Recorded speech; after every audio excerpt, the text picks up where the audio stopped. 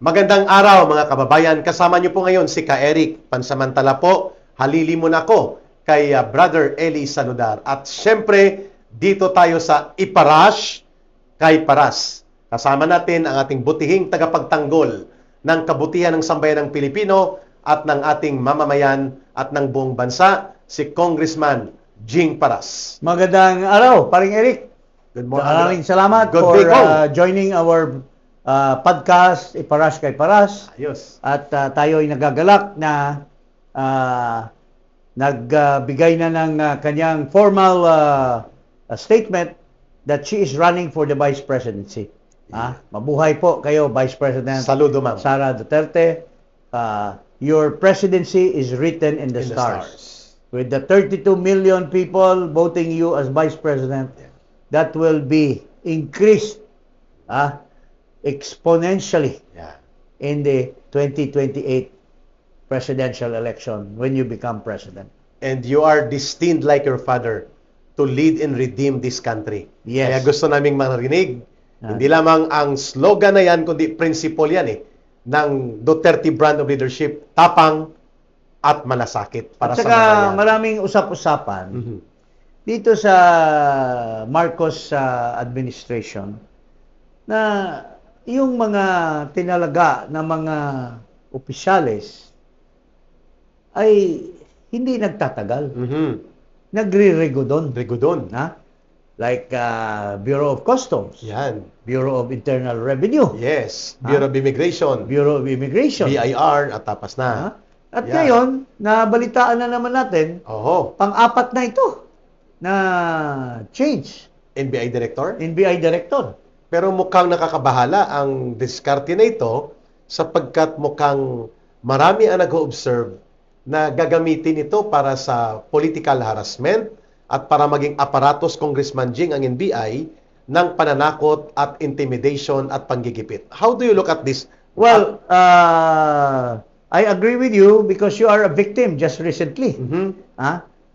Naglabas ka lang ng pagtatanong at dahil napag-usapan naman talaga na serious yung Marcos Jr., yung kanyang sakit. Serious. Na-share mo sa publiko. Yeah. Yung seriousness ng suddenly they will charge you. Itong NBI will charge you. Pero biglang napalitan. Yeah. Biglang napalitan at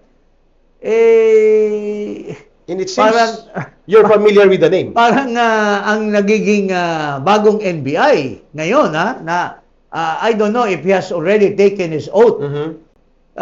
Kasama natin ito. Kasama natin ito sa panahon ni President Duterte. As a matter of fact, nung chairman si Duterte sa kanyang political party na pinipitalapan, ang presidente, si Alcusi, bata-bata ito ni Alcusi. Dala-dala ito ni Alcusi, itong si Melvin Matibag. Dala-dala ni Alcusi ito, galing pa sa airport, galing pa sa kung saan-saan, at pati sa Department of Energy. Hindi. Kasi, hanggang sa Department of Energy. Nag-DOE At si in-appoint ito sa importante na very lucrative, yung Transco. During the time of Duterte. Time of Duterte. At hindi pa contented, ginawa pang Secretary General ng party. at in-appoint pa sa Malacanang. Okay. Oo. So you know this person pala, Congressman. I've known him long before. He even became a Duterte operative. Kaibigan ko na ito kasi tao na ni Alcusi ito Si Melvin Matibag. panahon pa ni Macapagal Arroyo. Okay. Panahon ni GMA. So ngayon, well, we're not surprised of his appointment because when I spoke with him, noong biglang naging nanalo yung kanyang may bahay bilang kongresista, nag-jump ship na siya kaagad Kay Marcos. At kay Romualdez sa Lakas Inyo City. Okay. So I talked to him, pare, kumusta? Pasensya ka na, Kong, kasi ano lang ito Politika lang. Politika lang sabi ko, okay naman. But I didn't expect that he will now be appointed as NBI director. NBI director. Kung nakakapagtaka, dahil wala pong background sa law enforcement, itong si Melvin Matibag, bagamat abogado yata ito. Yeah, lawyer. He's a lawyer. Oo. Pero in terms of the functions of the NBI, mukhang mapataas ang kilay mo ng taong bayan sapagkat hindi po ito na-expose sa mga law enforcement. Alam mo ito si Melvin, paring Eric, ano ito magaling na utusan. Okay, runner. Runner operator. He can be directed to do anything. Including dirty operations. Posible. Pero ito lang yung, if nakikinig siya sa program natin, kaibigan ko ito, hindi ko alam kung sino ang nagtulak nito. Posible, kaibigan din ito ni Vince Dizon. Yung mga tauhan ni Vince Dizon, kaibigan din ito. Baka pinakiusap ito na malagay dyan. With a purpose. Well, I would not say with a purpose, but ito lang ipaparinig ko sa kanya. Kasi tulad sa iyo, naging biktima ka ng NBI. Doon sa kay Magno, na sinampahan ka kagad ng kaso at saka si Jason sa. I just hope na itong paring Melvin ko na ngayon ang NBI director ay sana tumingin ka sa pinaroroonan mo. Kasi well, I would not say na nagiging tao siya na nagiging distinguished because he was recognized by the Duterte administration.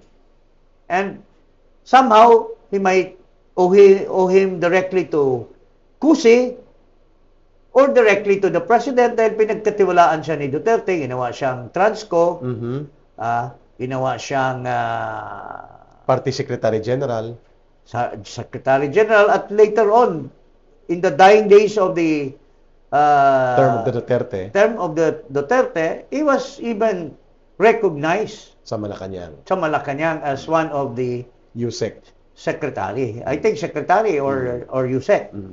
So, sana man lang kung gagamitin po kayo, wag namang iharas yung mga kasama mo sa Duterte, lalo na yung mga loyal. Unlike you may no longer be loyal, but yung mga loyal pa rin kay Duterte na lumalaban dahil sa kabulastugan ng Marcos administration. Dahil they are denouncing the suppression and the harassment of this Marcos administration. If you look back where you came from, I hope, paring Melvin, hindi ka magpapagamit. I have known you to be, a righteous person, even if you're a good soldier, but I still believe that you're a righteous person, and you will not use your position to do wrongdoings against the very people who are just expressing their right of freedom of expression, expressing their grievance against government, the right to free speech. I hope you will not curtail or diminish that right. It's provided to them under the Constitution. Yun po ang pakiusap namin bilang mga kasama mo dati sa Duterte, at pare-pareho tayo na nakinabang noong panahon ni Duterte. Nakinabang in the sense na sa paglilingkod sa tao. Paglilingkod sa taong bayan. I don't know if a lot of those made money. I'm not saying that there were a lot of those who made money also during the time of Duterte, also doing corruption. But I don't want to presume anything. Ito lang sa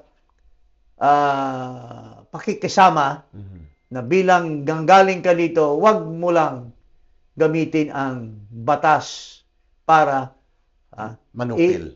ha? Para manupil. Para manupil Mhm. sa mga tao na naglalayag lang ng kanilang karapatan Yan. base sa saligang batas. Malinaw yung binanggit mo, Kong Paring Jing. Melvin, yun lang po ang ihabilin ko po sa inyo. As a friend and as a co-worker during the time of President Duterte. Maganda yung sinabi mo, Congressman Jing, ha? Dahil ang lahat ng bagay may katapusan. Walang abuso na permanente at walang poder na forever. Yes. At may katapusan yan, may day of reckoning yan. At saka, siguro, kung nakinabang tayo or nagiging parte tayo sa administrasyon ni paring Digong or Mayor Digong or whatever how call him, Boss Digong, Hmm. ay siguro karamihan sa ating mga kababayan. In fact, I've been to Bicol, Mhm. I've been to Cebu, Cebu, I've been to Kalibo, Aklan. Kalibo, Aklan, a lot of places. People still love the Duterte. president. Mahal pa rin nila si Digong. And it's just right for us to bring his Yung legacy niya. or his appeal Appeal. or his Yung writings Kaya, yun. to the Filipino people. Ito Tama. po yung sinulat niya prior to a hearing that will be conducted Sa February 23, ng parang laying of charges against him. 4 na araw yun, Kong, ha? That he will not attend or give recognition to a farce trial in the ICC. Maganda yung binanggit ni former President Duterte, no? Iwanan na natin si Matibag. Let's make him do his job according to the mandate as provided by law at respetuhin niyang batas. Wala tayong problema. At saka sana naman maalala din niya yung kalagayan ni Duterte. At Yan. sana every time he makes a move, he will remember President Duterte na magiging righteous din siya as Sa desisyon niya. President Duterte. Ayun. Okay? Congressman Jing, Mm. binanggit ng dating Pangulo na una, hindi niya kinikilala ang otoridad ng ICC sa pagkustody sa kanya at sa tingin niya ay patuloy na siya ay illegal na nakakulong Yes. at ang kanyang kalagayan ay ibinunga ng pagpapadukot sa kanya ng presidente ng Pilipinas. Malinaw na sinabi niya yon that I was kidnapped by led by the office of the president. At pangalawa, sabi niya, mahina na ako eh. Ang kalagayan ko sa kalusugan hindi na maganda. I don't see any reason for me to participate diyan sa sinasabi pa nila na trial or charges You want reading. to read the Yung statement? statement? Mayroon ba tayo? May video yata. Wala yata. Ito, mayroon tayo. Maigsi na naman eh. Oh. Do you have sa cellphone mo, Congressman Jing? Yes. Babasahin natin. Habang nire-retrieve po ni Congressman Jing, kasi maganda Sige, yung wordings Aling Eric. niya, yung binabanggit ng dating Pangulong Duterte, ayaw niyang kilalanin ang proseso at ang otoridad. Dahil bogus na po ang ICC since March 2019. At pangalawa, hindi na po kakayanin ng kanyang katawang pangkalusugan ang ganitong uri ng mga pagpapahirap na pipilitin pa siya upang mag-participate sa isang proseso na alam niya from the very start, wala namang kapanapanalo. Sapagkat iba ang layunin ng ICC sa kanya. Pangatlo na bagay na binanggit niya, gusto niya sanang humarap sa mga kaso sa Pilipinas. Yes. Pero kung hindi ibibigay ang pagkakataon, ay haharapin niya ng buong tapang ang kapalaran niya kung sakali mang siya'y pumanaw sa kulungan sa banyagang bansa. Doon ako nalungkot, Congressman Jing. Yes. That he seems to be resigned to the destiny and fate of his life sa huling bahagi ng yugto ng buhay ni Pangulong Duterte. Ito pa po ang ginawa sa kanya, ipinatapon, illegal na pinakulong. At malinaw po na ito ay isang mabigat na usapin pagdating po sa usapin at issue ng kalayaan at kalagayan ng karapatan at buhay ngayon ni former President Duterte. Yes. Ayan, nakita na ni Congressman Jing. Pakinggan natin and then we will ask Ito po Congressman Jing. yung letter ng ating mahal na President Digong. Published po ito kahapon sa social media niya ng kanyang mga pamilya. I do not recognize the jurisdiction of the International Criminal Court over my person. I am a Filipino citizen, forcibly pushed into a jet and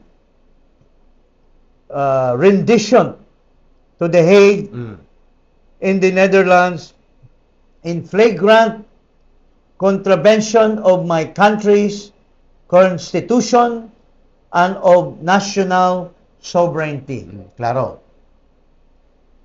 My kidnapping was Kidnapping ang facilitated by the office of the incumbent president of the Philippines with a plane especially chartered for the purpose. Kidnapping ang ginamit ko nga. Oo. Word. The claim that I oversaw a policy of extrajudicial killing is an outrageous lie. These claims have been peddled by my political opponents for many years, and as my nation knows, they are based on the word of individuals whose credibility has been thoroughly discredited. Ito yung mga kalaban sa politika. I do not wish to attend legal proceedings that I will forget within minutes. I am old, tired, and frail. I wish for this court to respect my rights inside the cell it has placed me. I have accepted the fact that I could die in prison. But those that desire this fate for me should know that my heart and soul will always remain in the Philippines. Yun. I am proud of my legacy and of my service to my country, to my countrymen around the world. Bongbong Let Pilipino. no one doubt my love for and loyalty to the Philippine nation, to the Filipino nation. Tapos Bisaya na. Kaninyo ako magpabiling Sulugoon. sulugon. Anong ibig sabihin niyan ko? To Sa inyo ako you maglilingkod. I will be Your I will servant. remain your servant. Yun ang ibig sabihin. Rodrigo Duterte. Your reaction, Congressman Jing. Well, ito lahat na mga sinasabi niya ay talagang mga katotohanan. Kaya nga sana, with due respect, ako po ay makikiusap sa ating Korte Suprema. Lalo na karamihan sa inyo, if not all, maybe 1 or 2 or 3, had been appointed by President Duterte. Yes, that's true. Either one or many of you had approached third parties na nagkikiusap kayo na ma-appoint. I have even Knowledge of received some. 3 or approach me during that time. But of course, this is natural. Yeah, Lahat naman na gustong makapasok sa gobyerno na hindi naman kilala yung appointing authority always pass through certain third parties. Yung level may pakiusap ng konti. But ang bottom line is this. Kayo po ay one way or the other pinagkatiwalaan ng ating Pangulo Duterte. Nilagay kayo dyan sa pwesto nyo bilang Maestrado ng hukom. maestrado. Mayroon pa nga isa dyan, ayaw ni Vice President, pero eventually, minahal din siya ni PRRD, inappoint din siya. Pero, itong appeal ko, it's not to decide on the basis of Personal attachment. personal attachment, or it should be based on the law and the facts. And the duration. Mag-iisang taon na. In fact, by March 11, mag-iisang malapit-lapit taon na. na si Pangulong Duterte. 2 weeks na lang. Oo. Hindi pa rin ninyo dinesisyonan yung kaso, which would have settled all the conflicts. In Yung fact, nire-refer mo ba itong pending unresolved case or petition for habeas corpus? Habeas corpus, yung kay Baste, Okay. may mga yung pinayal nila Panelo, Oo, yung intervention doon sa interpretation ng Rome which Statute. should have settled issues. Oo, no? Isang taon na nga. In fact, this issue has even been cited as a ground for the impeachment. Ni Marcos? Yes. Ay, oo, pagtataksil, betrayal, Oh, and betrayal culpable of- violation of Constitution. Had it been decided, and the decision would have, Guided yung... guided the administration of justice. Tama. So, mga kababayan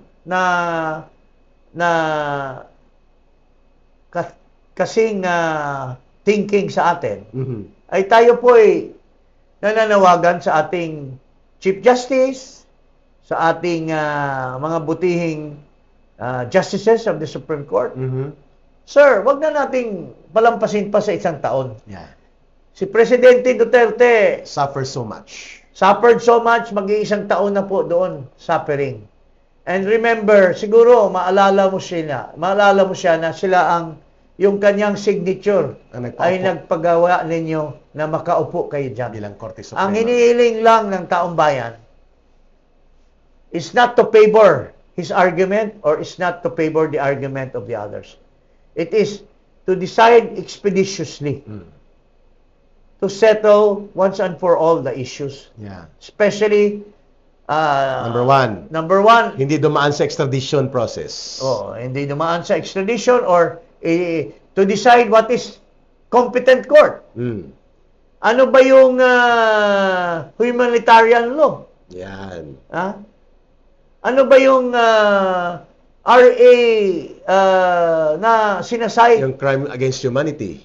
Yung RA na yan na Special law yan eh. Oo. Whether yung surrender ba ay hindi na kailangan dumaan sa competent court. Yon. Oo. Or kailangan ba yung extradition should be made to pass Sa process of extradition. sa process of extradition and so on. May third pa na point yun, Congressman. Baka makalimutan natin din. That the Supreme Court affirmed the legality and validity of the withdrawal of membership to the ICC.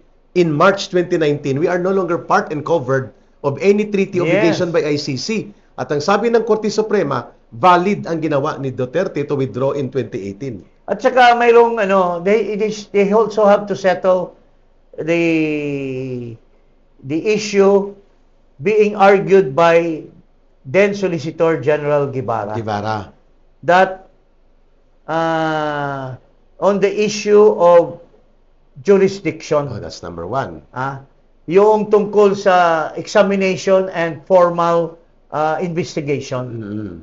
Tama. So, ito po lahat ay At may argumento pa, Congressman Jing, mga kababayan, na tinabunan na lang, that the war on drugs is not a question of war crime. Yes. It's a law enforcement question. Yes. That the questions of excessive and abusive acts related to it as alleged can be settled in local court. And even right now, it's even being Your Honors, members of it's even now subject of discussion yung sinasabi ni Senator Bam Aquino. Isa pa That yun. Ganda rin yun. crimes on EJK should be decided by Philippine courts Because and not by foreign a foreign tribunals. tribunal. Tama. Dapat the Supreme Court these are timely and very important piece of Decision. decision Dapat gawin. na dapat hindi nyo na po pinatagal, Mm. Mr. Chief Justice, I agree. your honorable justices of the Supreme Court. Tama. Sana po, ito po ay napaka-importanting desisyon. Kung maagaw kita kasi mabilisan lang, no, we're trying to meet up with our time demand sa program natin. Gaano kabigat itong open formal declaration of defiance of authority na ginawa ni Pangulong Duterte against the ICC, at mukhang handa na siya na i-suffer ang consequences na kung birahin siya at durugin siya, wala na siyang pakialam. Well, because this is an expression of feelings. His true feelings and his true belief that his incarceration there is illegal. Mm. It's not binding to him. It is a form of imposition, persecution, harassment. Yeah. And most of all, it is with the aid Of the state of the state that should have protected him. that should have protected Correct. him. The state that violated so many provisions of the Constitution on the agree. right of Of a citizen. a citizen. Yeah. So yun po ang inaano ng ating dating Pangulo. Pinapanindigan niya. Pinanindigan niya, and he is willing to take the consequence so long as he has said his part.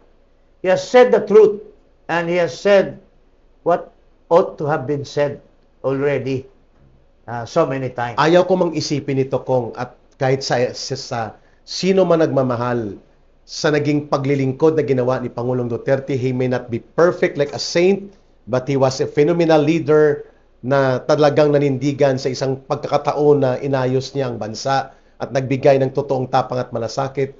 Ano ang prospects nito, Congressman Jing, na pwedeng doon na talaga siya pumanaw sa ICC? At anong implications niyan sa kalagayang pangpolitika at panglipunan ng ating bansa? Well, I don't want to Speculate? discuss o that kasi of course Mabigat yun. we don't want him to perish as early as now, because ako bilang nagmamahal sa kanya, bilang isang empleyado niya, and Tagapaglingkod malapit kasama na siya. kaibigan, Na kaibigan din. I would still want to see him back to the Yeah, country. ako din. So, Milyon-milyon tayo kung Jing. So, hindi natin muna ungkatin yung mga issue na yan. Ang atin lang ay napakasahol Ng kanyang na sinabi. marinig natin ang usap-usapan. May mga nagsasabi na may allegation daw si Saldico na binayaran Ang ICC. ang ICC Oh, ng gobyerno. and I think we are expecting Saldico to reiterate that How testimony. can you expect a president of this country who is more than willing to let a citizen of your country Be kidnapped. suffer when the ICC does not even have Any authority. yet the warrant of arrest, pero Oo. binayaran mo para mapadali yung warrant of arrest. Tama. Napaka-traidor ng tao ng ganyan sa isang Pilipino. Tayo nga, we're willing to pay blood money para lang mauwi ang Oh. isang OFW, OFW bibitayin na lang. Bibitayin na. Babawiin pa natin. Buong bansa natin. At yung panahon ni Mary Jane Velasco, Mary Jane, Sara Balabagan, Sara Balabagan, na nakipag-away tayo sa Singapore. sa kay Flor Contemplacion. Yes. Si Digong nakipag-away nun sa Singapore. Oh, Ang mayor pa siya. So yun ang point natin na Yeah. napaka-traidor naman ng isang tao na pinagsinungalingan mo na ang Interpol ang sinunod mo. Yeah. Hindi ka pwedeng mag-deny ng Interpol, pero nilampastangan mo yung Konstitusyon mo. konstitusyon mo, nilampastangan mo yung main subject matter, which is jurisdiction and sovereignty. Yeah, correct. Pinagpalit mo ng jurisdiction at sovereignty dahil hindi daw tayo pwedeng Tumanggi. tumanggi sa Interpol. This is the most stupid thing coming from a president of a republic. Ha, paring Eric? Ang ganda ng talakayan natin, Congressman Jing. So, yun po. Ha? Ito po ay dapat pag-isipan natin with the letter of the president Address to the people now. and address to the people. And what this bangag president has done to a Filipino citizen, violating all his rights Malubhang under the pagtataksil. Constitution. Yes, mga kababayan, and ang pinakahuling mga kataga, binanggit ni Congressman Jing, sa inyo, ako pa rin ay isang maglilingkod. Maglilingkod pa rin ako sa inyo. Kahit na nakakulong siya at deeply incarcerated, ang iniisip pa rin ni Pangulong Duterte ang taong bayan. Congressman Jing, wala na tayong oras. Wala na, oh. At maraming salamat sa pagsubaybay, pagtangkilik. Don't forget to like and share and promote our videos sa ating Iparash kay Paras. Mabuhay! Magandang hapon po, Maraming salamat, paring Congressman. Eric.